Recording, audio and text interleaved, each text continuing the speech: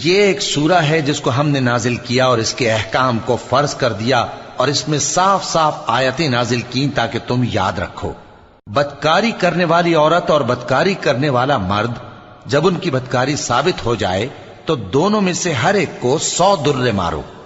اور اگر تم اللہ اور روز آخر پر ایمان رکھتے ہو تو اللہ کے قانون کو نافذ کرنے میں تمہیں ان پر ہرگز ترس نہ آئے، اور چاہیے کہ ان کی سزا کے وقت مسلمانوں کی ایک جماعت بھی موجود ہو۔